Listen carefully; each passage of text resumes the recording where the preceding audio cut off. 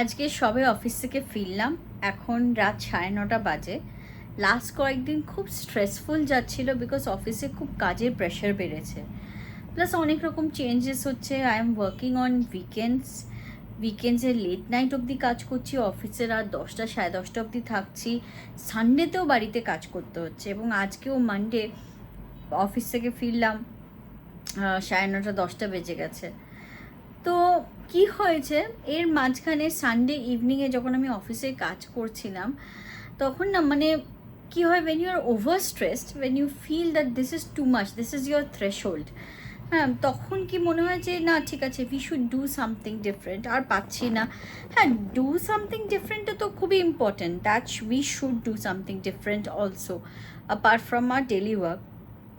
But at the same time অনেক সময় মনে হয় যে না, ছেড়ে দিই, সব কিছু ছেড়ে ছুড়ে দিই। Why is my life like this? আমারই কি সব সময় সব কিছুতে প্রবলেম হয়?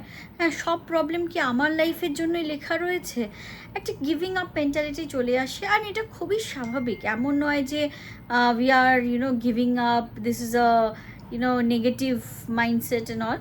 কিছুই না। যখন কেউ ভীষণ ওভারওয়ার্কড হয়, ওভার স্ট্রেসড হয়, লাইফের সব ফিল্ডে যদি ওভার স্ট্রেসড হয়, তখন এই ফিলিংটা অটোমেটিক্যালি আসে। কালকে ইভিনিংয়েও সেম জিনিস হয়েছিল, এরকম ফিলিং এসেছিলো। বাট আই থট ঠিক আছে, I need some relaxation.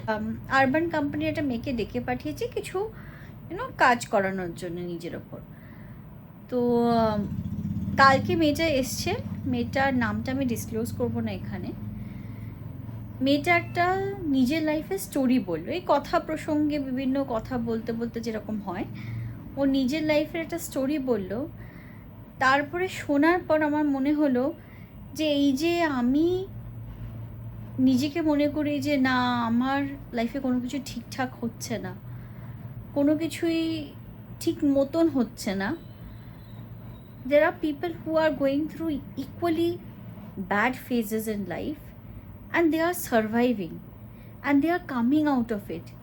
They are they struggle, they find their foot and they are coming out of it. মেয়েটা স্টোরিটা একটু ছোটো করে বলি, মানে I just wanted to share this, that is Y আমি আজকে ভিডিওটা এখন করলাম এইভাবে, এই অবস্থায়, এই টায়ার্ড ভূতনি অবস্থায়।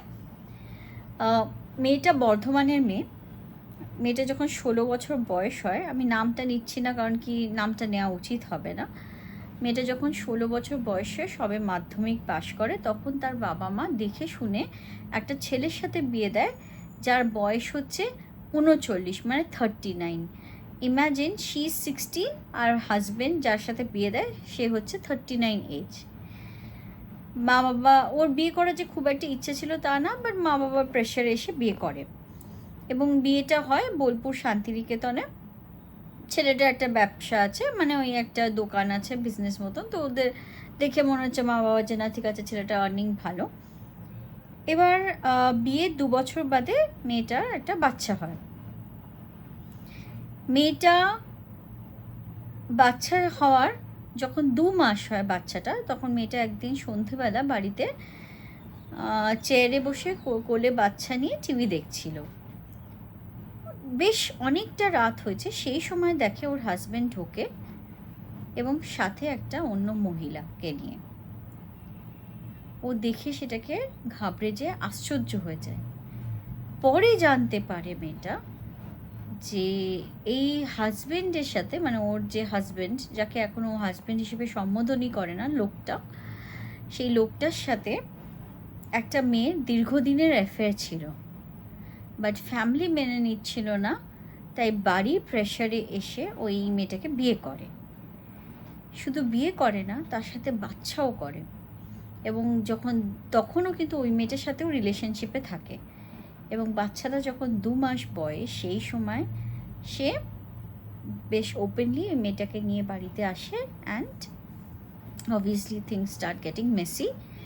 পাড়ার লোকজন, শান্তিনিকেতন বোলপুর মানে বুঝতেই পারছো একটু গ্রামের দিকে, তো তারা বলতে শুরু করে অনেক কথাবার্তা।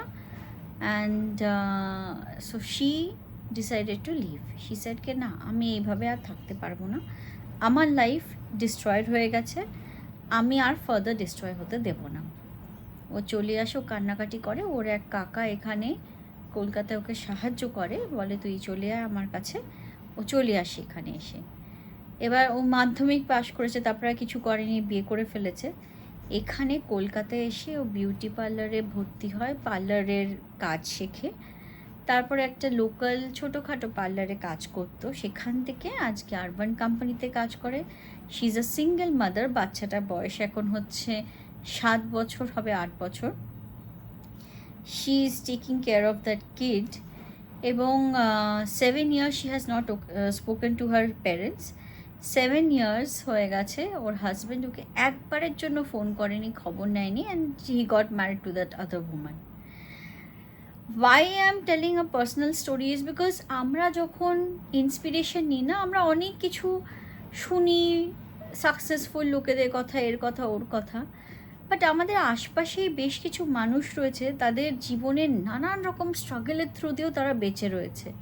দে are not giving up, they are surviving, they are living, they are thriving, and they are trying to survive, make life better. এবং আমি মনে করি এই ভিডিওটা আমি রেকর্ড করছি, হয়তো পরে আমিও অনেকবার শুনবো, যখন আমার মনে হবে যে না, আমি আর পাচ্ছি না স্ট্রেস নিতে, life feels very lonely, there is nothing positive happening, তখন আমি এই ভিডিওটা একবার এসে শুনবো।